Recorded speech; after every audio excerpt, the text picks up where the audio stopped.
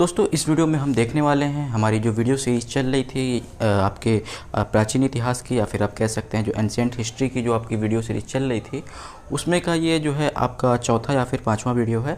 ठीक है, इसमें हम दोस्तों इंडस वैली सिविलाइजेशन को पूरी तरह से ख़त्म कर लेंगे। इसके पहले की वीडियो में मैंने जो भी आपको पढ़ाया था उसके आगे का कंटिन्यूएशन हमारा आज का ये वाला वीडियो है। तो आइए चलिए देखते हैं पिछले वीडियो में हमने आपको क्या बताया था। तो दोस्तों पिछले वीडियो में जो मैंने आपको बताया था कि किस प्रकार से इंडस वैली सिविलाइजेशन की खोज हुई और हमारी इतिहास जो था वो किस प्रकार से लगभग 1000 से 2000 साल पहले जो है चला गया। ठीक है, तो अगर आपने उन वीडियोस को नहीं देखा है तो उनको आप ज़रूर देख लीजिए, तब आप इस वीडियो पे आइए, तब आपको अच्छा प्रॉपर अंडरस्टैंडिंग होगा। ठीक है दोस्तों, हमने बात कर लिया था कि सिंधु घाटी सभ्यता या फिर इंडस वैली सिविलाइजेशन का एक्सटेंट कहाँ तक था, यानी कि कहाँ तक ये सभ्यता फैली हुई थी, यहाँ तक के चीज़ों को हमने देख लिया था, जिसमें कि मैंने आपको एक ट्रिक बताया था। कि ट्रिक क्या था, अगर आप लोग को याद होगा मैं फिर से बता देता हूँ। ट्रिक था आपका कि नमन्स स्वीट ड्रीम वॉज ईटिंग। ठीक है, नमन स्वीट ड्रीम वॉज ईटिंग, ऐसे कुछ करके ट्रिक हुआ करता था। ठीक है, ये मैंने आपको बताया था। ठीक है, जहाँ पे एन से क्या होता था मैंने आपको बताया था। एन से हो जाएगा आपका नॉर्थ, और नॉर्थ में कहाँ तक था, मांडा तक था। एस से हो जाएगा साउथ, साउथ में दायमाबाद। ठीक है, डब्ल्यू से हो जाएगा आपका वेस्ट, वेस्ट में आपका कहाँ तक था, सुत का गेंडोर तक था। और ई से हो जाएगा ईस्ट, ईस्ट में कहाँ तक था, ए से हो जाएगा आपका आलमगीरपुर। ठीक है, और आलमगीरपुर कहाँ पर है, तो यूपी के मेरठ में है, इसको आपको ध्यान रखना है। ठीक है, तो इतनी चीज़ें मैंने आपको पिछले वीडियो में बता दी थी। ठीक है, अब इसी के कंटिन्यूएशन में दोस्तों आपसे ये पूछता है कि सिंधु घाटी सभ्यता या फिर इंडस वैली सिविलाइजेशन में जो नगर पाए गए हैं या फिर जो इलाके कस्बे जो पाए गए हैं उनका कैरेक्टराइजेशन कितने पार्ट्स में हम कर सकते हैं। तो आप जान लीजिएगा कि जो सिंधु घाटी सभ्यता में जो भी आपके नगर पाए गए हैं उनका कैरेक्टराइजेशन हम जो है 3 पार्ट्स में कर सकते हैं। ठीक है, पहला होगा आपका बिगर सिटीज़ आप कह सकते हैं या फिर सेंट्रल सिटीज़ आप कह सकते हैं। दूसरा होगा आपका कुछ पोर्ट्स या फिर बंदरगाह। ठीक है, और जो तीसरा है और आखिरी है वो है आपका स्मॉल टाउन्स या फिर छोटे बहुत कस्बे जो थे।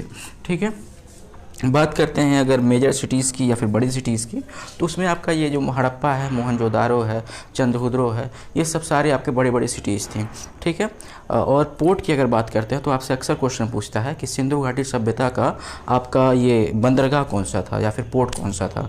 ठीक है, तो आपका आंसर हो जाएगा कि लोथल आपका पोर्ट था। लोथल कहाँ पर है अगर आपसे ये पूछता है तो गुजरात में है। हालांकि ये सब सारी चीज़ें मैं भी आपको बताऊँगा, एक समअप करके दूँगा। ठीक है, तो आइए चलिए ध्यान से एक एक चीज़ों को अब हम देखते हैं।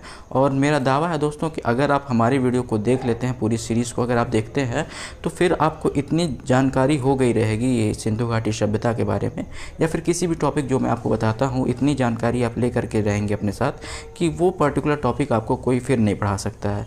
ठीक है, क्योंकि दोस्तों मैंने आपको इतने ज़्यादा इन्फॉर्मेशंस दिए हुए हैं कि वो जो है आप इतने खुद ही जानकार रहेंगे कि आप दूसरों को पढ़ा सकते हैं। ठीक है, तो आइए चलिए चलते हैं, अब देखते हैं।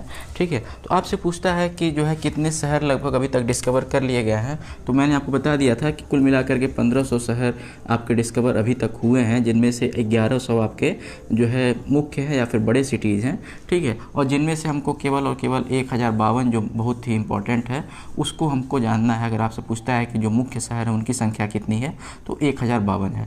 ठीक है, सबसे ज़्यादा शहर किस सिटी में या फिर प्रेजेंट टाइम में किस स्टेट में सबसे ज़्यादा शहर पाए गए हैं, तो आपका आंसर हो जाएगा क्या, गुजरात होगा। ठीक है, ये सब इतनी सारी चीज़ें मैंने आपको बता दी हैं। अब दोस्तों आपको देखना है ये जो सिंधु घाटी सभ्यता था इसका विस्तार तो हमने देख लिया था, लेकिन आपसे क्वेश्चन पूछता है कि किस किस देशों में था। तो दोस्तों ये सिंधु घाटी सभ्यता आपके 3 देशों में हुआ करता था बेसिकली। ठीक है, पहला आपका देश है आपका भारत, दूसरा है आपका पाकिस्तान और तीसरा है अफ़गानिस्तान। ठीक है, तो उल्टा हम इसको लिखना शुरू करते हैं, अफ़गानिस्तान। ठीक है, उसके बाद पाकिस्तान और आखिरी में है इंडिया। ठीक है, तो इंडिया में कितने सारे थे, इंडिया में तो कई थे। ठीक है, इंडिया में जैसे आपको जैसे ये मैं आपको ये बताने जा रहा हूँ कि कहाँ पे जो है कौन सी सिटीज़ थी। तो आप हेडिंग डाल लीजिएगा कि cities in various states at present. ठीक है, मतलब अभी टाइप के जो अभी जो है प्रेजेंट टाइम में जो स्टेट्स हैं उन स्टेट्स में जो है जो मतलब जो सिंधु घाटी सभ्यता के कौन कौन से नगर जो है किस स्टेट्स में पाए गए हैं इसके बारे में हम डिस्कस करने जा रहे हैं। तो अफ़गानिस्तान से आपको केवल और केवल 2 नाम याद रखने हैं, यहीं से आपका क्वेश्चन आ जाएगा। ठीक है, पहला है सुतका घोई। ठीक है, सुतका घोई और दूसरा है मंडी गाक। कौन है, मंडी गाक। ठीक है, 2 शहर के नाम आपको याद रखने हैं, सुतका घोई और मंडी गाक। पाकिस्तान में बात करें तो पाकिस्तान में बहुत ज़्यादा है, जैसे हड़प्पा। ठीक है, हड़प्पा आपका दोस्तों जान लीजिएगा कि जो सबसे पहला नगर जो खोजा गया था वो ही कौन सा था, हड़प्पा था। और हड़प्पा किसके द्वारा खोजा गया था ये आपसे पूछता है, तो ये खोजा गया था दयाराम शाहनी द्वारा। किसके द्वारा? दयाराम शाहनी द्वारा ये हड़प्पा आपकी खोजी गई थी। ठीक है, हड़प्पा, फिर मोहनजोदड़ो। ठीक है, मोहनजोदड़ो, फिर चंद्रहुदड़ो, हड़प्पा, मोहनजोदड़ो, चंद्रहुदड़ो, मेहरगढ़ आप याद रख लीजिए एक और। ठीक है, मेहरगढ़। ठीक है, बस इतना अगर आपको याद है तो इतने में आपका काम चल जाएगा। ठीक है, अच्छा चलिए एक और याद कर लीजिए, मेहरगढ़ के बाद एक और सुतका गेंडोर भी याद कर रख लीजिए। ठीक है, क्योंकि ये इम्पोर्टेंट है, सुतका गेंडोर भी आप याद रख लीजिए। ठीक है, अब अगर बात किया जाए दोस्तों कि इंडिया में कौन कौन से थे, तो इंडिया में आपको 2-3 स्टेट्स के नाम याद रखने हैं, जैसे पंजाब में कौन कौन सा था, फिर आपके हरियाणा में कौन कौन सा था। ठीक है, पंजाब में, हरियाणा में, पंजाब हो गया, हरियाणा हो गया। फिर आपको ध्यान रखना है राजस्थान में, राजस्थान हो गया। फिर आपको ध्यान रखना है गुजरात में। ठीक है, पंजाब हो गया, हरियाणा हो गया, गुजरात हो गया, राजस्थान हो गया, और एक और याद रख लीजिए जम्मू और कश्मीर में। ठीक है, अगर बात किया जाए जम्मू और कश्मीर में, तो जम्मू और कश्मीर से केवल और केवल आपको एक शहर का नाम याद रखना है, जिस शहर का नाम है आपको मैंने बता दिया है ऑलरेडी, मांडा। ठीक है, मांडा को बस आप ध्यान रख लीजिएगा, जम्मू कश्मीर से एक ही क्वेश्चन पूछा जाएगा कि मांडा जो है कहाँ पाया गया है, तो मांडा आपका कहाँ है, जम्मू एंड कश्मीर में है। ठीक है, वहीं अगर दोस्तों बात करता है कि गुजरात में कौन कौन से नगर हैं, तो गुजरात से आपको 2 याद रखना है, कौन सा, पहला है लोथल और दूसरा है आपका सुतकोटड़ा, याद रख लीजिएगा। ठीक है, सुतकोटड़ा। ठीक है, थोड़ा सा यहाँ पे जो है दोनों में कन्फ्यूजन है, सुतका गेंडोर जो है आपका पंजाब में है, पीओके का हिस्सा, और गुजरात में आपका सुतकोटड़ा है, सुतकोटड़ा और सुतका गेंडोर। सुतका गेंडोर कहाँ है, तो पाकिस्तान में है, और गुजरात में क्या है, सुतकोटड़ा है। ठीक है, थोड़ा सा नाम अजीब है, दोनों का सेम है, तो इसलिए कन्फ्यूजन हो जाता है। ठीक है, गुजरात में सुतकोटड़ा और पाकिस्तान में कौन सा है, सुतका गेंडोर। ठीक है, और अगर बोला जाए कि आपको गुजरात से क्या याद रखना है, तो एक और याद रख लीजिए, गुजरात में आपका रंगपुर भी था। ठीक है, रंगपुर भी इम्पोर्टेंट है, गुजरात में आपका रंगपुर था। ठीक है, ये 3 अगर आप ध्यान रख लेते हैं तो बस इससे ज़्यादा नहीं आने वाला है। ठीक है, राजस्थान की बात करें दोस्तों, तो राजस्थान से बस एक आप ध्यान रख लीजिए, कालीबंगन। ठीक है, कालीबंगन। ठीक है, कालीबंगन का क्या मतलब है दोस्तों, काली का मतलब होता है, आप जानते हैं। ठीक है, कालीबंगन, काली मतलब होता है ब्लैक, और बंगन मतलब होता है चूड़ियाँ, मतलब यहाँ से आपकी जो है काले रंग की चूड़ियाँ या फिर ब्लैक बैंगल्स मिले हैं, इसलिए इसका नाम कालीबंगन पड़ गया है। ठीक है, और भी कई सारी चीज़ें मिली हैं, जैसे आपसे पूछेगा ऊँट की हड्डियाँ कहाँ से मिली हैं, उसका भी आंसर आपका जो है कालीबंगन ही होता है। और कई सारे क्वेश्चंस कौन क्या क्या यहाँ से मिले हैं अभी हम डिस्कस करते हैं। ठीक है, ठीक, तो आपके राजस्थान से, राजस्थान में आपको बस एक ही नाम याद रखना है, जो कि है कालीबंगन। ठीक है, बात करें पंजाब की, पंजाब से आपको याद रखना है रोपड़। ठीक है, क्या याद रख लेना है, रोपड़। रोपड़ को ही हम रूपनगर भी कहते हैं, ये भी ध्यान रखिएगा, रोपड़ को ही हम रूपनगर भी कहते हैं। ठीक है, रोपड़ या फिर रूपनगर एक ही जगह का नाम है। ठीक है, और आपको बाड़ा याद रख लेना है, रोपड़, बाड़ा और सुघोई, सुघोल। ठीक है, रोपड़, बाड़ा और सुघोल। ठीक है, 3 नगर के नाम अगर आप याद रख लेते हैं पंजाब से, तो इतना आपके लिए सफिशिएंट है। और लास्ट में आपका जो आता है वो है हरियाणा। हरियाणा से आपको बनावली याद रखना है। ठीक है, बनावली, बनावली, उसके बाद राखीगढ़ी, राखी, बनावली हो गया, राखीगढ़ी हो गया, कुनैल हो गया और हिसार हो गया। ठीक है, कुनैल और हिसार। ठीक है, हरियाणा से बनावली, राखीगढ़ी, कुनैल और हिसार, इतने शहर के नाम अगर, इतने नगर के नाम अगर आप सिंधु घाटी सभ्यता से याद रख लेते हैं तो बस इससे ज़्यादा क्वेश्चन आपका कहीं भी नहीं जाना है, इससे बाहर आएगा ही नहीं। ठीक है, अफगानिस्तान से सुतकागोई और मंडीगाक, पाकिस्तान में हड़प्पा, मोहनजोदड़ो, चंद्रहुदड़ो, ठीक है, और मोहनजोदारो और सुतका गेंडोर, जिसमें से हड़प्पा आपका डिस्कवर किया गया था दयाराम साहनी द्वारा। सबसे पहला नगर, first city discovered was this Harappa only. ठीक है, सबसे पहला जो शहर डिस्कवर हुआ था वो था कौन सा, हड़प्पा ही था।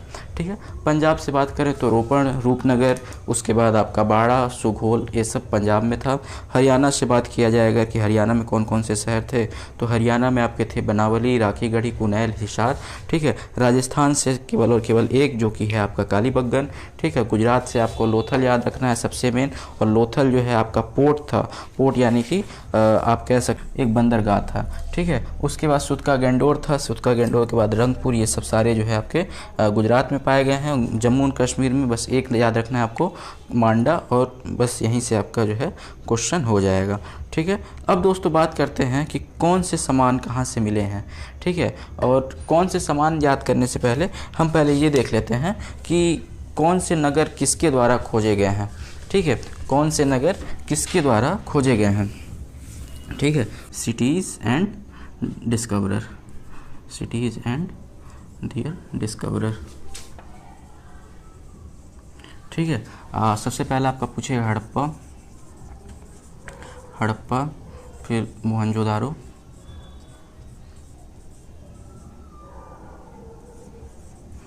हड़प्पा हो गया, मोहनजोदारो हो गया। उसके बाद आपका जो क्वेश्चन आता है वो आता है लोथल। ठीक है, लोथल, लोथल कहाँ पाया गया था। फिर चंद्रहुदरो, चंद्रहुदरो,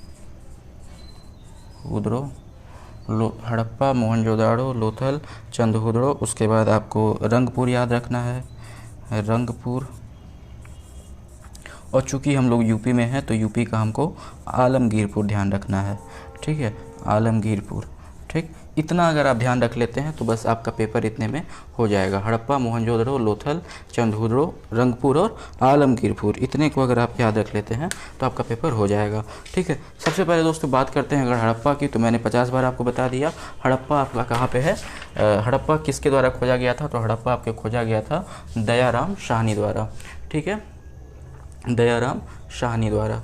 ठीक है, दयाराम साहनी द्वारा हड़प्पा खोजा गया था दयाराम साहनी द्वारा। ठीक है, बात करते हैं मोहनजोदड़ो की, तो थोड़ा सा ट्रिक से अगर समझा जाए, मोहनजोदड़ो देखिए यहाँ पे आ रहा है जोरदार या फिर जोदड़ो है। ठीक है, आप ऐसे बना सकते हैं जोरदार। ठीक है, जोरदार कौन होगा, जो किसी ना किसी चीज़ को रखा होगा, पैसे रुपयों को रखा होगा, वो क्या होगा, जोरदार होगा, जोरदार माना जाएगा उसको। ठीक है, तो जो पैसे को रखा होगा वो जोरदार होगा, तो रखा होगा, रखा रखा रखा रखा से क्या बनेगा, राखल दास बनर्जी। ठीक है, जोरदार कौन होगा, जो किसी चीज़ को रखा होगा, रखने से क्या बनेगा, रखे से रखा रखा रखा, राखल दास बनर्जी।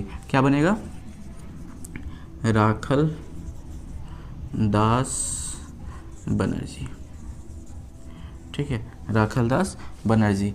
बात करते हैं लोथल, लोथल किसके द्वारा खोजा जाएगा, तो लोथल और रंगपुर ये दोनों जो है एक ही लोग के द्वारा खोजा गया था। लोथल और रंगपुर दोनों जो है आपके रंगनाथ राव द्वारा खोजा गया था। ठीक है, लोथल और रंगपुर आप याद रख लीजिएगा, लेफ्ट राइट करके याद रख लीजिए। एल आर, एल से हो गया लेफ्ट, आर से हो गया राइट, लेफ्ट राइट। ठीक है, एल और आर दोनों एक लोग के द्वारा खोजा गया था। कौन, रंगपुर, आर से रंगपुर, आर से रंगनाथ राव। कौन, आर से रंगपुर, आर से रंगनाथ राव। ठीक है, किसके द्वारा खोजा गया था, रंगनाथ राव द्वारा। ठीक है, फिर से एक बार रिवाइज करते चलते हैं। हड़प्पा खोजा गया था आपके दयाराम साहनी द्वारा। मोहनजोदड़ो जोरदार, जोरदार से क्या हो गया, जोरदार कौन होगा, जो पैसे रुपए को रखा होगा, राखल दास बनर्जी। ठीक है, लोथल लेफ्ट और राइट, रंगपुर। ठीक है, ये दोनों एक लोग के द्वारा खोजे जाएंगे जिनका नाम था रंगनाथ राव, आर से रंगपुर, आर से रंगनाथ राव। ठीक है, चंद्रहुदरो की बात करते हैं दोस्तों, चंद्रहुदरो। ठीक है, थोड़ा सा नाम से समझिए। ठीक, सबसे पहले अगर आप ऐसे देखिए कि चंद्र, चंद्र, चंद्र के समान मुख किसका बोला जाता है, हाँ केवल एक का बोला जाता है, किसका, चंद्र के समान मुख किसका था, कृष्ण भगवान का था। और कृष्ण भगवान का ही दूसरा नाम है आपका, क्या नाम है, कृष्ण भगवान का ही एक गोपाल। ठीक है, कृष्ण का एक और नाम क्या है, गोपाल है। ठीक है, तो चंद्रहुदरो की खोज कौन करेगा, गोपाल मंजुमदार। ठीक है,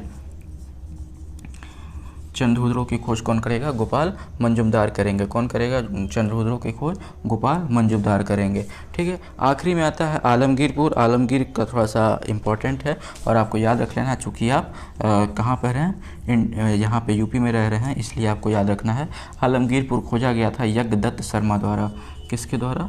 यज्ञदत्त शर्मा द्वारा। ठीक है, आलमगीरपुर याद रख लीजिए, यज्ञदत्त शर्मा द्वारा। ठीक है, हमारे उत्तर प्रदेश में यज्ञ वज्ञ ज़्यादा होते हैं। ठीक है, ये हमारी जो जन्मस्थली है, ठीक है, ये केवल हमारी ही जन्मस्थली नहीं है बल्कि राम और कृष्ण की भी जन्मस्थली है, इसलिए हमारे यहाँ यज्ञ पूजा पाठ ज़्यादा माने जाते हैं, इसलिए आलमगीरपुर यज्ञदत्त शर्मा याद रख लीजिए। ठीक है, यज्ञ ज़्यादा होता है कहाँ पे? उत्तर प्रदेश में। ठीक, आलमगीरपुर कहाँ है? उत्तर प्रदेश में। उत्तर प्रदेश में किस जगह? मेरठ के इलाके में है। ठीक है, तो आलमगीरपुर कौन खोजा था? यज्ञदत्त शर्मा खोजे थे।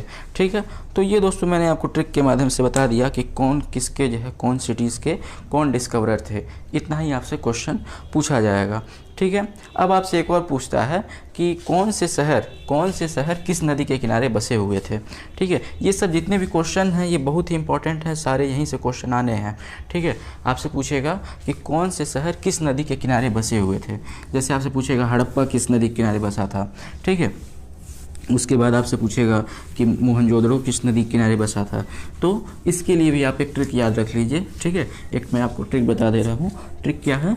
HARAMIKICI। ठीक है, क्या है? HARA, या फिर अगर थोड़ा सा इसको जोड़ करके बोला जाए तो थोड़ा सा फनी है, हरा मी की सी हो जाएगा। क्या हो जाएगा? हरा मी की सी। क्या होगा? हरा मी की सी। ठीक है, तो अगर जोड़ के बोला जाए तो हरा मी की सी। ठीक है, ट्रिक याद रख लीजिए। मैं आपको बताने जा रहा हूँ cities and their cities at the bank of river, मतलब किस बैंक के, मतलब किस रिवर के बैंक पे कौन सी सिटी थी, ये मैं आपको बताने जा रहा हूँ। ठीक है, cities on the reverse bank. ठीक है, मतलब किस नदी के किनारे कौन सी सिटीज़ थी। तो आपकी ट्रिक है, इसी ट्रिक के माध्यम से आप जितना याद कर लेंगे बस उतना ही आपका पूछा जाएगा। ट्रिक क्या है दोस्तों? हरा मी MI, ठीक है, KICI। ठीक है, हरा मी की सी। ठीक है, हरा H से क्या हो जाएगा? H से आपका हो जाएगा हड़प्पा। क्या हो जाएगा? हड़प्पा। RA से क्या हो जाएगा? रावी नदी। ठीक है, हड़प्पा किस नदी के किनारे बसा है? तो रावी नदी के किनारे बसा है। हड़प्पा किस नदी के किनारे है? रावी नदी के किनारे है। हरा मी की सी। M से हो जाएगा मोहनजोदड़ो। ठीक है, मोहनजोदड़ो। ठीक है, K से आपका हो जाएगा कालीबंगन। क्या हो जाएगा? कालीबंगन।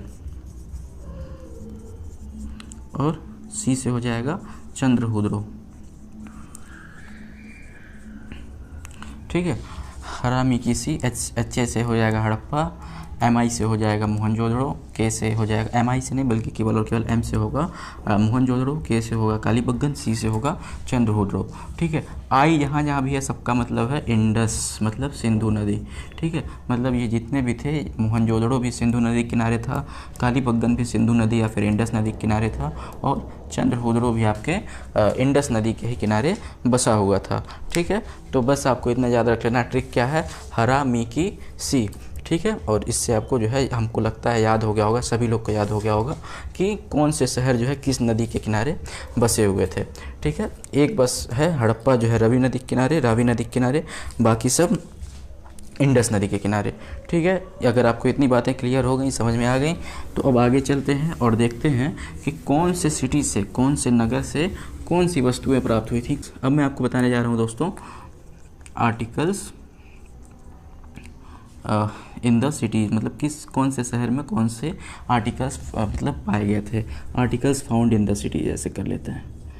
ठीक है, फाउंड इन वेरियस सिटीज़। ठीक है, मतलब कौन से शहर में कौन से सामान जो है, कौन से आर्टिकल, कौन सी वस्तुएं किस जगह से प्राप्त हुई थी। ठीक है, तो अब आप चलिए, इसमें भी आपको मैं ट्रिक बता दूंगा हालांकि, बट थोड़ा सा पहले देख लेते हैं। जैसे कालीबंगन से बग्गन से क्या क्या मिला था सबसे पहले, ठीक है। उसके बाद सुतका गैंडोर से क्या क्या मिला था, सुतका गैंडोर से क्या क्या मिला था, ठीक है। काली बग्गन हो गया, सुतका गैंडोर हो गया। कुनैल से क्या क्या मिला था, कुनैल से क्या क्या मिला था। और उसके बाद हड़प्पा से क्या क्या मिला था, ठीक है। हड़प्पा से क्या क्या मिला था, ठीक है। सबसे पहले बात करते हैं आपके काली बग्गन की। तो काली बग्गन, काली से होता है क्या, काला, और बग्गन से होता है चूड़ियाँ। मतलब काली चूड़ियाँ कहाँ से मिली थी अगर आपसे पूछता है तो काली चूड़ियाँ आपके मिली थी कहाँ से, और कहीं से नहीं बल्कि काली बग्गन से ही, ठीक है। काली बग्गन का नाम ही होता है क्या, काली काली चूड़ियाँ, ठीक है। तो यहाँ से जो है ब्लैक बैंगल्स मिले थे, ठीक है। क्या मिला था, ब्लैक बैंगल। ब्लैक बैंगल कहाँ से मिले थे आपसे पूछेगा तो काली बग्गन से मिले थे, ठीक है। और क्या यहाँ से मिला था, यहाँ से जूते हुए खेत मिले थे या फिर कल्टीवेटेड लैंड मिले थे, ठीक है। कल्टीवेटेड लैंड या फिर जूते हुए खेत, जो खेत जो है क्या हुआ था, जोता हुआ था, वो भी यहीं से मिला था, ठीक है। और क्या मिला था, सजे हुए ईंटें मिले थे, डेकोरेटेड ब्रिक्स, ठीक है। सजे हुए ईंटें कहाँ से मिले थे, काली बग्गन से ही मिले थे, ठीक है। काली बग्गन से क्या क्या मिला था आपका, तो काली चूड़ियाँ, जूते हुए खेत, और ये आपके डेकोरेटेड ब्रिक्स। और भी एक चीज़ मिला था जिसको हम कहते हैं ऊँट की हड्डियाँ, ठीक है। तो लिख देते हैं यहाँ पे कैमल्स, ठीक है। स्केलेटन कह लीजिए या फिर बोन्स कह लीजिए, ठीक है। ऊँट की हड्डियाँ कहाँ से प्राप्त हुई थी, ये अक्सर आपसे क्वेश्चन पूछा गया, बहुत ही इंपॉर्टेंट है। ये सब जितना ही बता रहा हूँ ये इंपॉर्टेंट है, बहुत इंपॉर्टेंट है, ठीक है।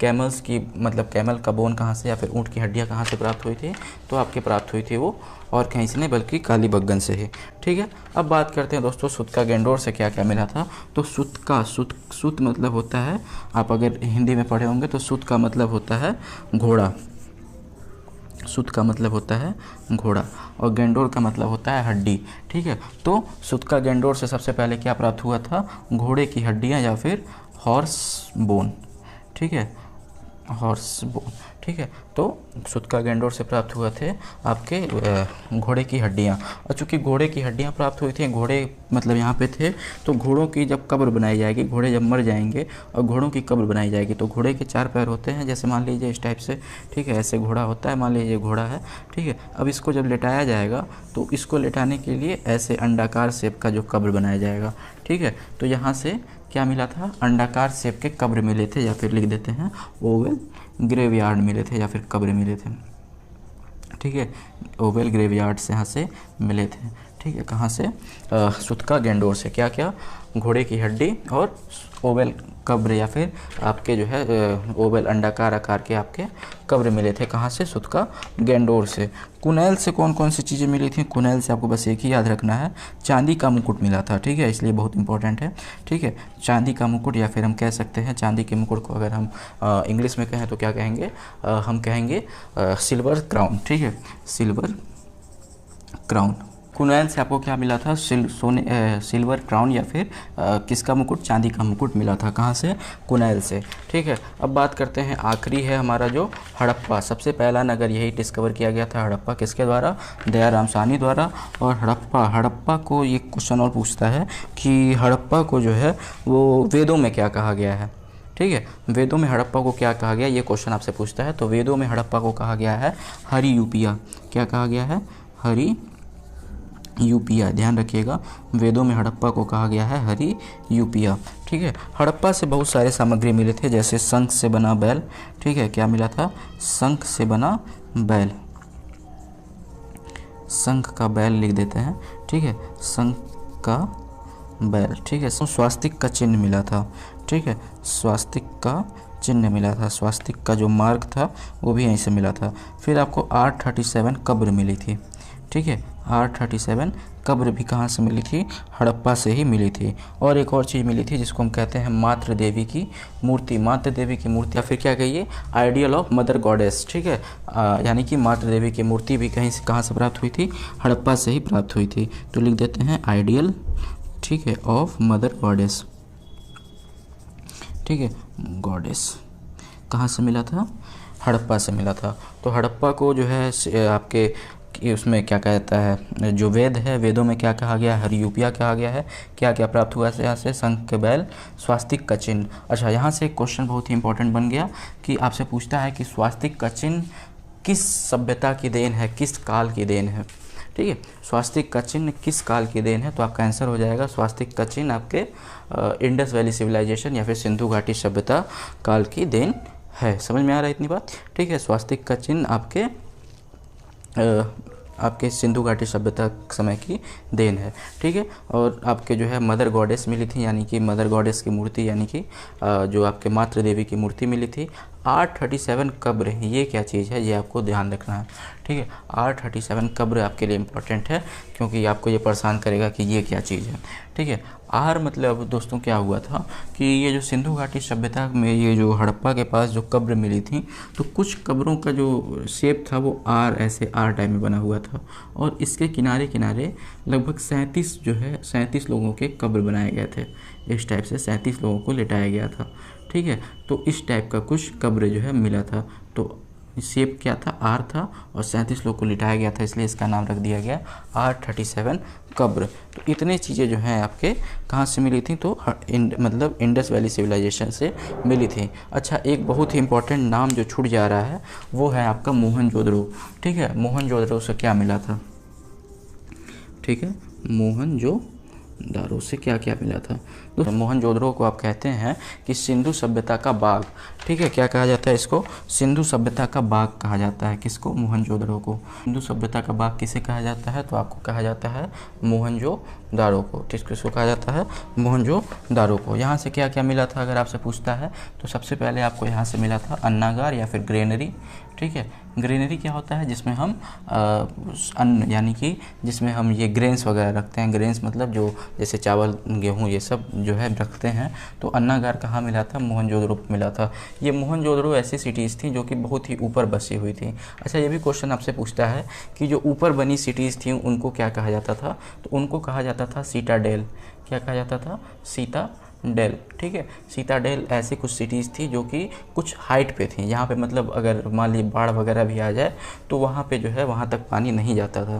ठीक है, तो कुछ ऊपर बनी सिटीज़ थी जो जिसको हम सीताडेल कहते थे, जो कि कहाँ से मिली थी? आपके मोहनजोदड़ो से, मतलब जो कि आपके इंडस वैली सिविलाइजेशन से मिली थी। तो उसमें से एक है आपका मोहनजोदड़ो। ठीक है, तो मोहनजोदड़ो से आपको सबसे पहले क्या मिला था? ग्रेनरी मिला था, या फिर अन्नागार इसको कहते हैं हिंदी में अगर कहेंगे तो। और क्या मिला था? आपको यहाँ से सूती कपड़े मिले थे, कॉटन क्लोथ्स मिले थे।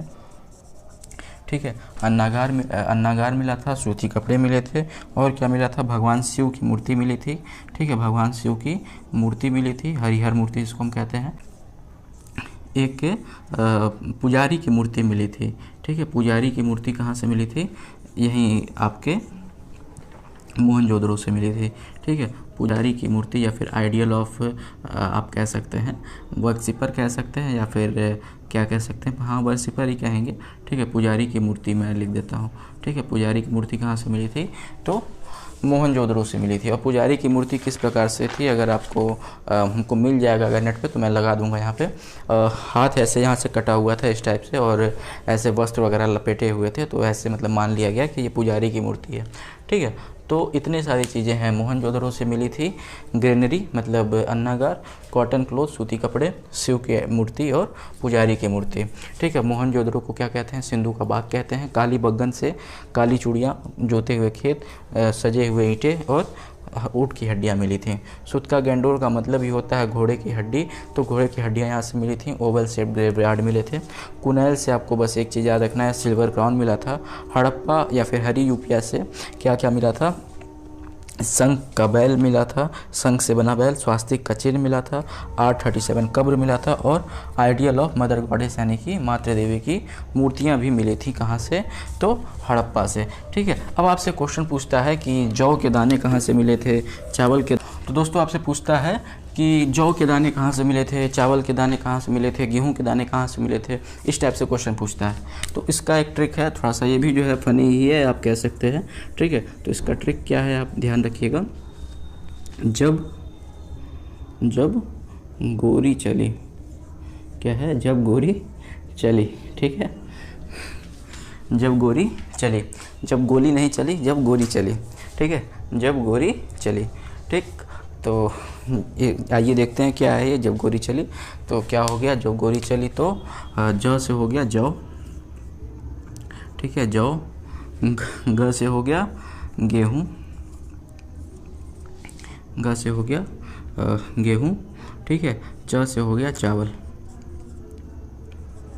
तो आपसे पूछेगा जौ के दाने कहाँ से मिले थे, तो ब से क्या हो जाएगा, ब से हो जाएगा बनावली, ठीक है, ब से बनावली, ठीक है। तो जौ के दाने कहाँ से मिले थे, बनावली से मिले थे। कहाँ से, बनावली से, ठीक है।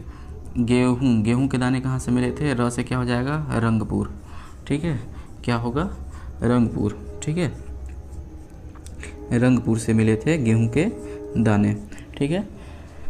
चावल के दाने कहाँ से मिलेंगे दोस्तों, चावल के दाने मिलेंगे ल यानी कि लोथल से, ठीक है, लोथल से मिलेगा आपका चावल का दाना, ठीक है। लोथल से आपका क्या मिलेगा, चावल का दाना मिलेगा। अच्छा, चावल के दाने तो मिले कहाँ से, लोथल से, लेकिन चावल के दाने को अगर फटका जाएगा या फिर ये कहा जाए कि वो जो मतलब चावल के दाने से वो हटाते हैं ना, क्या कहते हैं उसको, जो उसके जो भूसी होती है उसको हटाते हैं, तो वो एक प्रोसेस होता है ना, पंखा चलाते हैं उसके बाद ऐसे गिराया जाता है तो उड़ करके जाता है, ठीक है।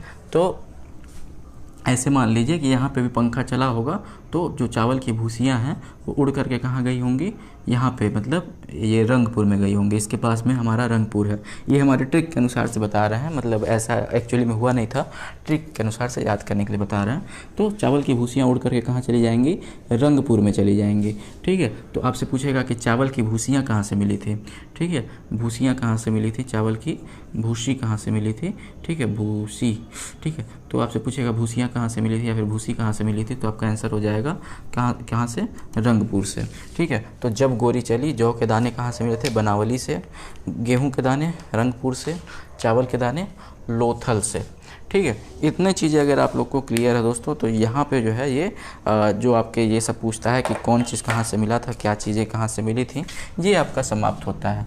अब हम जो है इसमें कुछ एडिशनल जानकारी लेंगे, ठीक है। तो इतने क्वेश्चंस आपसे जो है बहुत ही इंपॉर्टेंट है जान लेना। तो सबसे पहले जान लीजिए सिंधु घाटी सभ्यता जो मतलब यहाँ पे जो घर बनाए गए थे वो बहुत ही अच्छे तरीके से जो है ग्रिड पद्धति पे बनाए गए थे, ठीक है। आपसे ये भी क्वेश्चन पूछता है कि सिंधु घाटी सभ्यता के जो मतलब जो घर थे वो किस पद्धति या फिर कह सकते हैं कि किस सिस्टम पे बनाए गए थे, तो ग्रिड सिस्टम पे बनाए गए थे।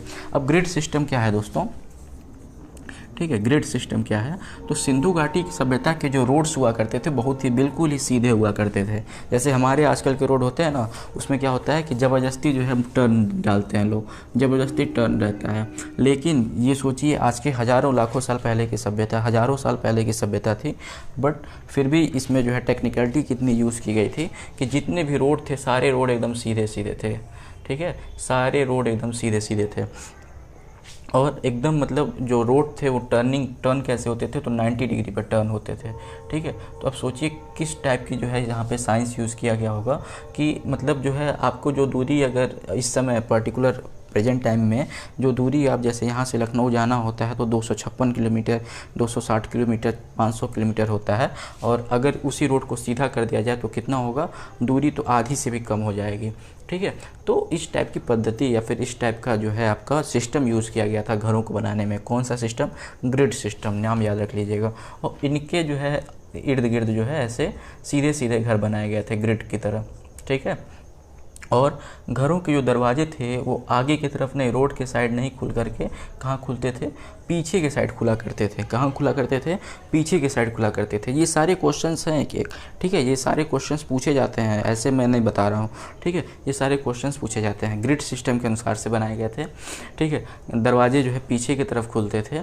उसके बाद ड्रेन्स जो है ड्रेन हर जगह, हर घर में जो है नालियाँ थीं, और नालियाँ जो है वेल कवर्ड थीं, ठीक है। ये भी बहुत ही इंपॉर्टेंट इसका जो है विशेषता था कि जो ड्रेन्स थे, जो नालियाँ थीं वो वेल कवर्ड थी। नालियाँ जो है वो वेल कवर्ड, एकदम खूब बढ़िया से जो है वो कवर की गई थी, ठीक है।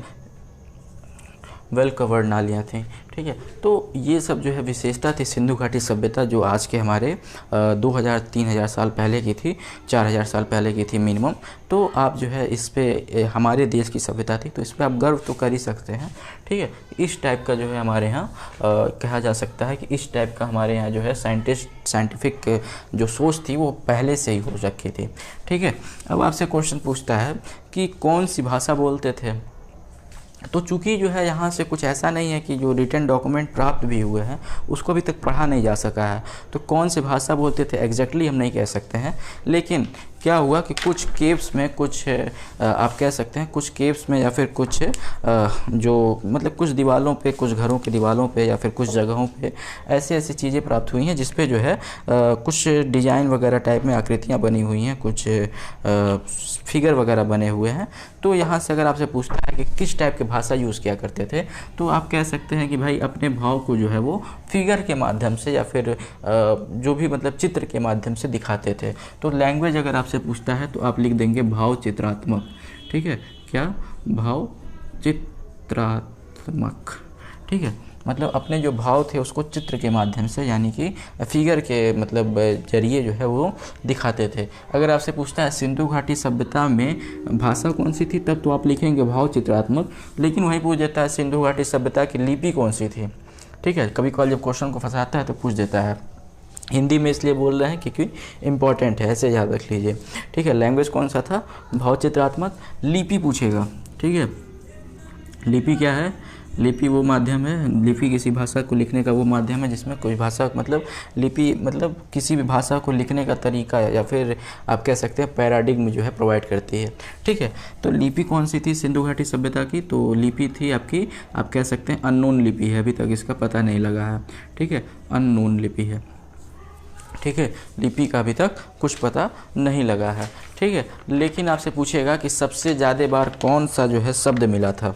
ठीक है, जो चित्र बनाए गए हैं भाव चित्रात्मक, तो सबसे ज़्यादा बार कौन सा शब्द मिला है, किस टाइप के शब्द मिले हैं? तो ऐसे यू की आकृति जो है सबसे ज़्यादा बार अभी तक मिली है।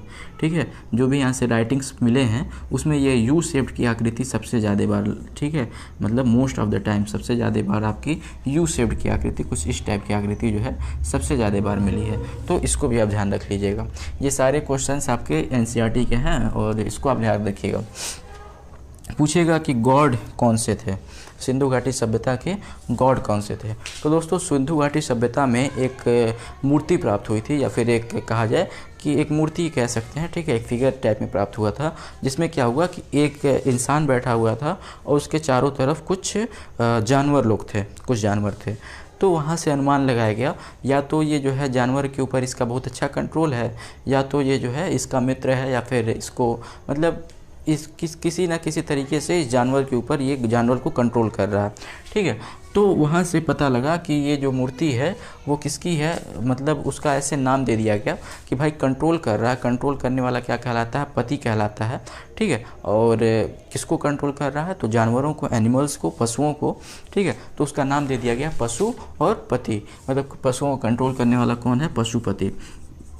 ठीक है, पशुपति। ध्यान रखिएगा दोस्तों, आपके ऑप्शन में रहेगा शिव, भगवान शंकर, तो आंसर गलत हो जाएगा, शिव मत मार करके आ जाइएगा। ठीक है, शिव नहीं लगाना है, शिव बाद में पता लगा था, पहले पशुपति नाम दिया गया था, बाद में जब है आपके है मूर्ति निकली थी भगवान शंकर की, तब कह दिया गया था कि भाई नहीं, ये तो पशुपति नाथ जो है वो और कोई नहीं, ये बल्कि शंकर भगवान की ही मूर्ति है। ठीक है, जो आपके मोहनजोदड़ो से जब आपकी शंकर भगवान की मूर्ति मिली थी तब पता लगा कि नहीं ये तो जो है पशुपति जो है वो और किसी का नहीं, ये शंकर भगवान का ही अवतार है। तो ये बाद में पता लगा था। ठीक है, अब बात करें अगर कि गॉडेस या फिर आपके जो मतलब जो मेन जो देवी हैं वो कौन सी थी, तो मेन देवी की बात करेंगे तो एक मूर्ति मिली थी जिसके पेट में से एक कहा जाए कि एक औरत की मूर्ति थी जिसके पेट में से वो मतलब पेड़ टाइप में निकल रहा था, फसल निकल रही थी। तो मान लिया गया कि फसल निकल रही है तो ये जो है ये खाना वगैरह हमको देंगी, और ये क्या है? मातृ है, मतलब मातृभूमि है। तो मान लिया गया, उनका नाम दे दिया गया कि मातृ देवी। ठीक है, क्या नाम दिया गया? मातृ देवी या फिर मदर गॉडेस। ठीक है, मातृ देवी लिख देते हैं। ठीक है, जो है देवी कौन सी थी? तो मातृ देवी या फिर मदर गॉडेस। ठीक है, मदर गॉडेस, याद रखिएगा, ठीक है। मदर गॉडेस, गॉड में पूछेगा पशुपतिनाथ। एनिमल पूछेगा तो सबसे पहले पालतू बनाया गया कौन सा एनिमल था, तो सबसे पहले पालतू बनाया गया था कुत्ते को, ठीक है। सबसे पहले जो है कुत्ते को पालतू बनाया गया था, डॉग को, ठीक है। सोसाइटी कैसी थी, अब खाने के लिए कौन देगा, मान ली खाने के लिए दे रही हैं कौन, माता या फिर मदर, तो सोसाइटी हमारी कैसी होगी, जो मदर या फिर लेडीज़ पे डिपेंड करेगी, यानी कि जो हमारी जो सोसाइटी थी वो मदर्स के अकॉर्डिंग चलेगी, तो यानी कि वुमेन्स डोमिनेटेड कह सकते हैं आप, ठीक है। वुमेन्स डोमिनेटेड सोसाइटी थी, या फिर मदर्स डोमिनेटेड कह सकते हैं, या फिर मातृ सत्तात्मक कह सकते हैं, ठीक है। मातृ सत्तात्मक कहना ज़्यादा अच्छा होगा, मातृ सत्तात्मक, ठीक है।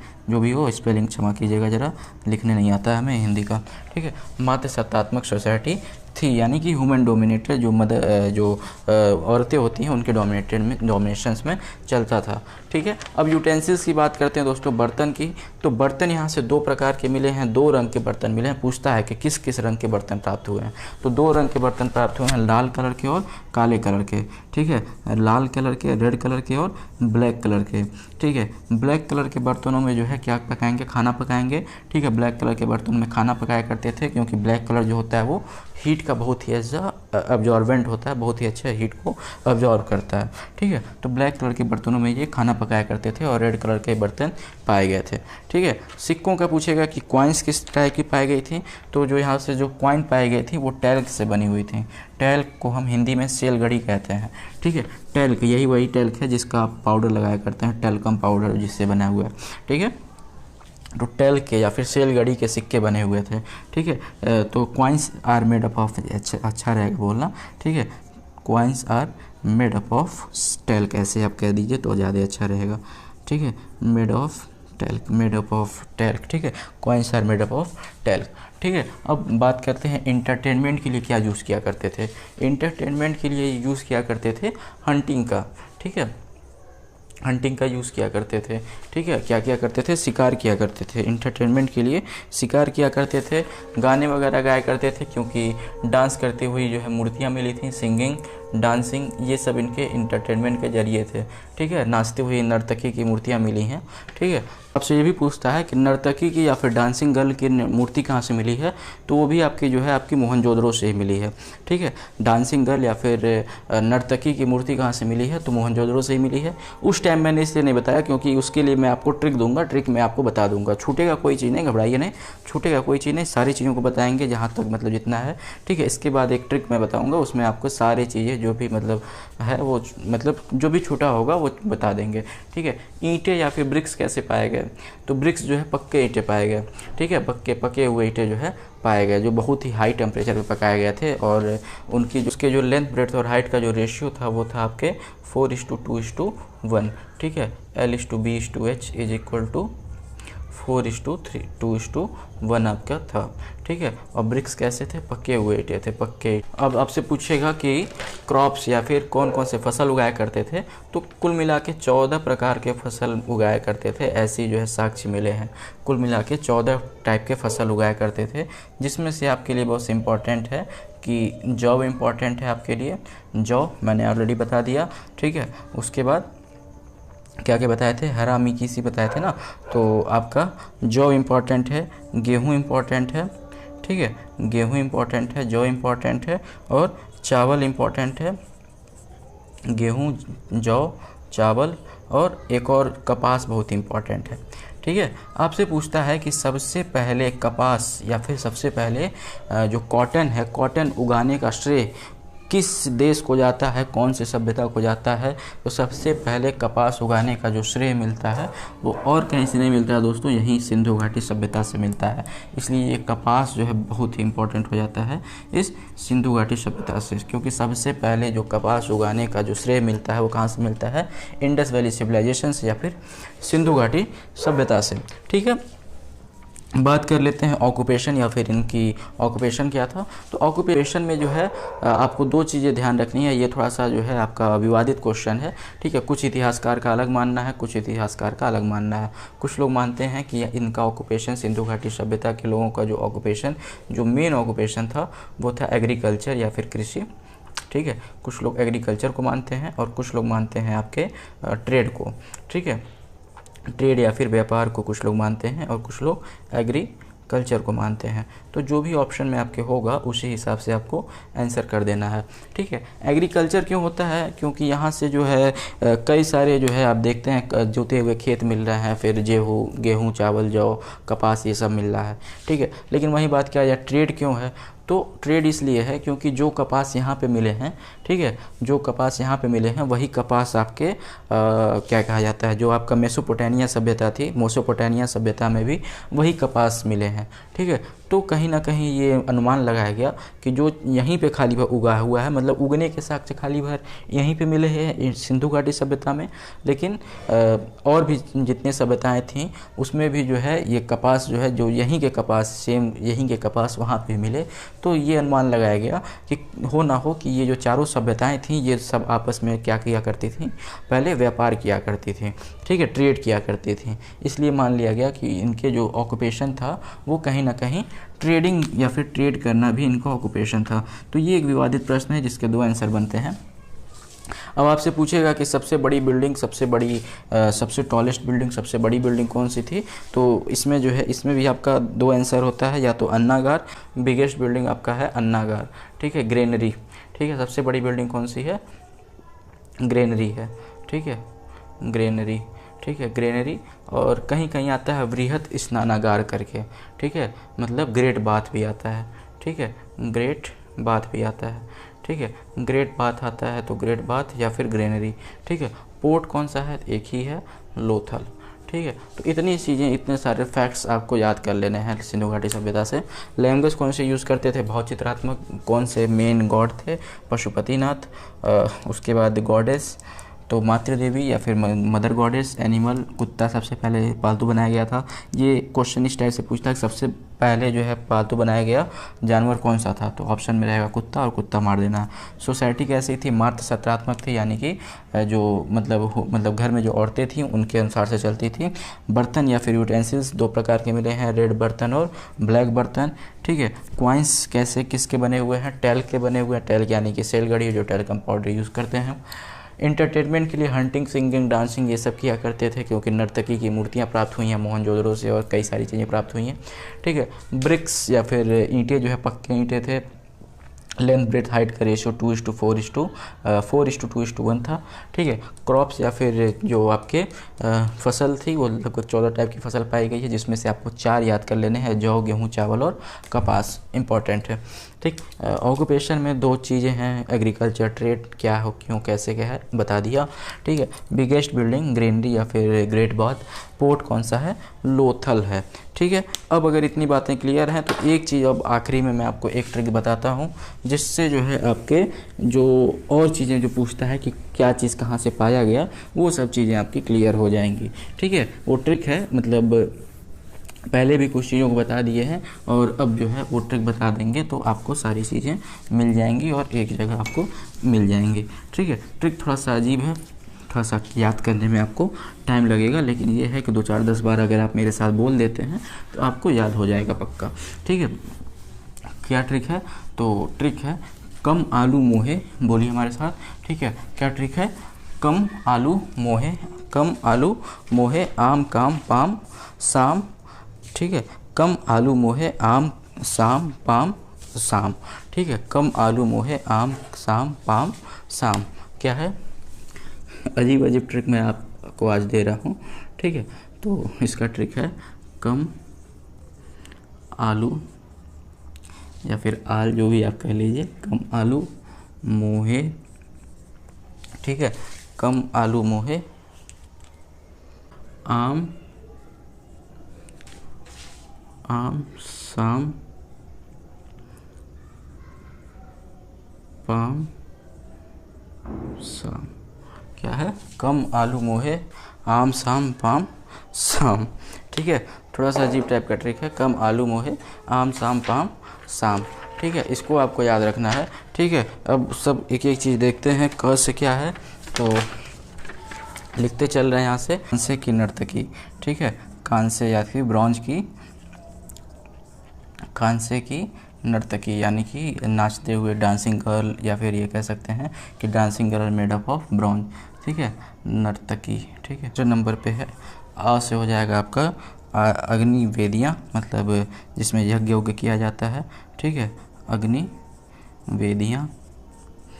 अग्नि वेदियाँ कहाँ से मिली हैं? कांसे की नर्तकी कहाँ से मिली है? अग्नि वेदियाँ कहाँ से मिली हैं? तीसरे नंबर पे है म से आपका हो जाएगा मातृ देवी की मूर्तियाँ। ठीक है, क्या हो जाएगा? मातृ देवी की मूर्तियाँ, मातृ देवी की मूर्ति। ठीक है, मातृ देवी की मूर्ति कहाँ से मिली है, ये भी आपसे क्वेश्चन पूछता है। ठीक है, तो कम आलू मोहे आम शाम पाम शाम।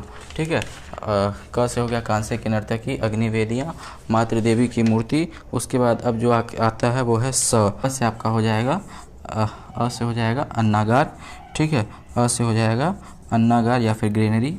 ठीक है, अन्नागार, इसको हम ग्रेनरी कहेंगे। ठीक है, ग्रेनरी। उसके बाद 5वें नंबर पे है आपका स से आपका हो जाएगा शिव की मूर्ति। ठीक है, थोड़ा सा यहाँ पे उल्टा हो गया है, इस स को आप कैपिटल स कर लीजिए क्योंकि शिव की मूर्ति है, और इस स को आप ये वाला स कर लीजिए। ठीक है, हालांकि वो भी रहेगा तो कोई दिक्कत नहीं है आपको, इसको नीचे कर दीजिएगा, उसको ऊपर कर दीजिएगा। ठीक है, शिव की मूर्ति। ठीक है, शिव की मूर्ति कहाँ से मिली? उसके बाद 6ठे नंबर पे है प से क्या हो जाएगा? पुजारी की मूर्ति। ठीक है, पुजारी की मूर्ति, पुजारी की मूर्ति। ठीक है, और आखिरी है आपका 7वें नंबर पे वो है सूती कपड़े कहाँ से मिले? सूती कपड़े। ठीक है, सूती कपड़े, और उसी स से 2 बार है, ऐसे कर लीजिए, स्क्वायर कर लीजिए। ठीक है, तो 2 बार है, उसी से हो जाएगा आपका स्नानागार। ठीक है, या फिर ग्रेट बाथ आप कहते हैं, स्नानागार। ठीक है, या फिर इसी को हम कहते हैं ग्रेट बाथ। ठीक है, स्नानागार को ग्रेट बाथ कहते हैं। बाकी अग्निवेदियाँ, जो अग्निकुंड होता है, उसको कहा जाता है। ठीक है, तो अब जो है जहाँ पे भी म है, म से हो जाएगा आपका मोहनजोदारो। ठीक है, मोहनजोदारो। ठीक है, मोहनजोदारो। ठीक है, जहाँ पे भी ल है वो हो जाएगा आपका लोथल। क्या हो जाएगा? लोथल हो जाएगा। ठीक है, और ह से हो जाएगा हड़प्पा। ह से आपका हो जाएगा हड़प्पा। ठीक है, और जहाँ जहाँ म है वो सब मोहनजोदड़ो। ठीक है, तो अब यहाँ से आपको क्या सीख गए आप? अगर आपसे पूछता है कि कांसे की मूर्ति या फिर कांसे की नर्तकी की मूर्ति कहाँ से प्राप्त हुई थी, तो कहाँ से प्राप्त हुई थी? मोहनजोदड़ो से प्राप्त हुई थी। कम आलू मोहे आम शाम पाम शाम। ठीक है, इसी को आपको याद रख लेना है, कम आलू मोहे आम शाम पाम शाम। ठीक है, 4 बार 5 बार बोलिए, कम आलू मोहे आम शाम पाम शाम। ठीक है, तो आपको याद हो जाएगा। तो कांसे की नर्तकी, नर्तकी मतलब डांसिंग गर्ल। ठीक है, नर्तकी मतलब डांसिंग गर्ल आप कह सकते हैं, डांसिंग गर्ल। ठीक है, यहाँ पे 2 क्वेश्चन के आंसर हैं कि नर्तकी की जो मूर्ति प्राप्त हुई थी कांसे की, मतलब जो नर्तकी या फिर डांसिंग गर्ल की मूर्ति प्राप्त हुई थी वो किस चीज़ की बनी हुई थी? तो कांसे की या फिर ब्रॉन्ज की बनी हुई थी। ठीक है, ब्रॉन्ज की बनी हुई थी। ठीक है, इसीलिए इसको ब्रॉन्ज एज सिविलाइजेशन भी कहते हैं। ठीक है, तो कांसे की नर्तकी की मूर्ति कहाँ से प्राप्त हुई थी? तो मोहनजोदड़ो से प्राप्त हुई थी। अ से अग्निवेदियाँ यानी कि अग्निकुंड जिसमें हम हवन करते हैं वो कहाँ से मिला था?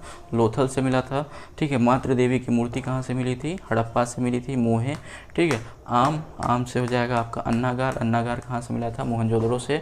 स से हो जाएगा आपका शिव की मूर्ति। शिव की मूर्ति भी कहाँ से मिली थी? म यानी मोहनजोदड़ो से। ठीक है, प से हो जाएगा आपका पुजारी की मूर्ति, वो भी मोहनजोदड़ो से। और शाम मतलब सूती कपड़े, वो भी आपके कहाँ से? मोहनजोदड़ो से। और स से ही स्नानागार भी होगा, जो भी आपके कहाँ से मिला था? ग्रेट बाथ या फिर स्नानागार भी मोहनजोदड़ो से। ठीक है, तो कम आलू मोहे आम शाम पाम शाम, इसको आप याद रख लीजिए। ठीक है, तो बस दोस्तों यहाँ तक के क्वेश्चन, इतने ही क्वेश्चन आपके बन सकते हैं सिंधु घाटी सभ्यता से। अच्छा, एक और जो बहुत ही इंपॉर्टेंट क्वेश्चन है, आपसे ये पूछेगा कि सिंधु घाटी सभ्यता जो है क्यों विलुप्त हो गई, कैसे जो है इतनी बड़ी सभ्यता आखिर में विलुप्त हो गई? तो देखिए, किसी भी चीज़ के जो है पीछे 2 कारण है। ठीक है, किसी भी चीज़ को हटाने के लिए 2 कौन सी थ्योरी? एक है डार्विन की थ्योरी और एक है लेमार्क की थ्योरी। ठीक है, इन 2 थ्योरीज़ को मानते हैं, इन्हीं 2 थ्योरीज़ के ऊपर हम बात करते हैं। ठीक, तो अगर हम डार्विन की थ्योरी की बात किया जाए तो डार्विन की थ्योरी आपकी टोटल बेस्ड थी। डार्विन की थ्योरी टोटल और टोटल आपके प्रकृति पे बेस्ड थी, मतलब जो नेचर चाहेगा वही होगा। ठीक है, तो मतलब डार्विन की थ्योरी ये कहती थी कि जैसे आप एक छोटे से एग्जांपल से समझिए, डार्विन और लेमार्क की थ्योरी थी, हालांकि बायो का पार्ट है बट बता देते हैं, काम तो आएगा ही, ठीक है। लेमार्क के जो बुक था पूछेगा, चलिए बताते हैं डिटेल में, ठीक है। लेमार्क की थ्योरी, ये लेमार्क LAEMARK, ठीक है, और डार्विन की थ्योरी, ठीक है। ये दो थ्योरीज थी, एक थे लेमार्क की थ्योरी और एक था डार्विन की थ्योरी, ठीक है। लेमार्क की थ्योरी का नाम था फिलोसफिक जूलॉजिकल, ठीक है, और डार्विन की बुक का नाम था ओरिजिन ऑफ स्पेसीज, ठीक है, ओरिजिन ऑफ स्पेसीज, ठीक है, या फिर ओरिजिन ऑफ स्पेसीज कहिए, या फिर आप कह लीजिए नेचुरल सिलेक्शन थ्योरी, ठीक है। ओरिजिन ऑफ स्पेसीज या फिर इन्हीं की थ्योरी का नाम था नेचुरल सिलेक्शन थ्योरी। ये भी क्वेश्चन पूछा जाता है आपसे, ठीक है, कि इनके बुक का क्या नाम था, ठीक है। तो लेमार्क की बुक का नाम था फिलोसफिक जियोलॉजिकल और डार्विन के बुक का नाम था ओरिजिन ऑफ स्पेसीज या फिर नेचुरल सिलेक्शन थ्योरी आप कहिए, जिसमें कि नेचुरल सिलेक्शन थ्योरी दिए थे ये, ठीक है। तो बात करें कि लेमार्क के बुक का नाम था फिलोसफिक जूलॉजिकल और डार्विन के बुक का नाम था आपके क्या, नेचर ओरिजिन ऑफ स्पीसीज या फिर नेचुरल सिलेक्शन थ्योरी। तो दोस्तों लेमार्क की जो थ्योरी थी वो टोटल बेस्ड थी कि भाई जो इंसान चाहते हैं, इंसान जैसा कर रहा है, जिस चीज़ का यूज़ करेगा वो चीज़ बढ़ेगा, जिस चीज़ का यूज़ घटा देगा वो चीज़ कम हो जाएगा। मतलब अपने कर्म पे बेस्ड था कि भाई अपना जो करेगा इंसान वही होगा। तो और वहीं अगर डार्विन की थ्योरी की बात किया जाए तो डार्विन की थ्योरी ये कहती थी कि नहीं, जो प्रकृति चाहेगी, जो नेचर चाहेगा वही होगा। नेचर के ऊपर डिपेंड करता था डार्विन की थ्योरी, और मतलब इंसानों पर डिपेंड करता था लेमार्क की थ्योरी।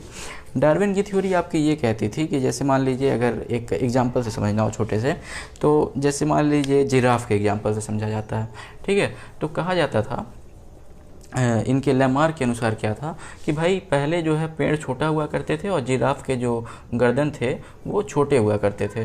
तो पहले जिराफ क्या करता था कि छोटे छोटे पेड़ों को मतलब खाता था और उसका पेट भर जाता था।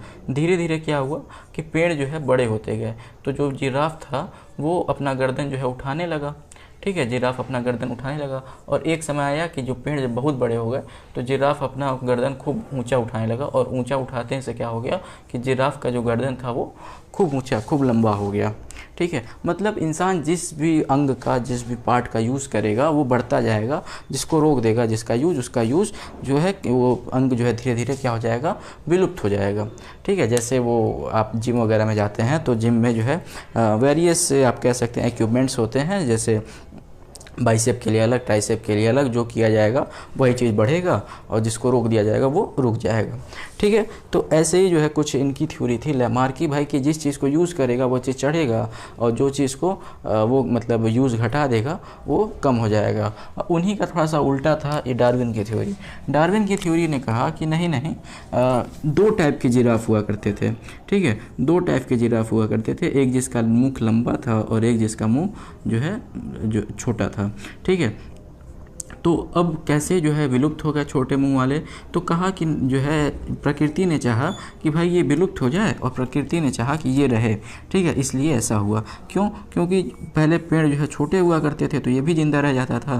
फिर प्रकृति ने क्या किया कि पेड़ों को साइज जो है बड़ा कर दिया, तो छोटे वाले जो है उसको खा ही नहीं पाए, सिर्फ बड़े वालों को मिला, और बड़े वालों जो है जो लंबे वाले थे वो ज़िंदा रह गए और छोटे वाले नहीं खा पाए, पेट नहीं भरा और ये समाप्त हो गए। तो टोटल नेचुरल बात पे डिपेंड करता है इनकी थ्योरी, और लेमार्क की थ्योरी टोटल आपके कर्म के अनुसार पे डिपेंड करता है, ठीक है।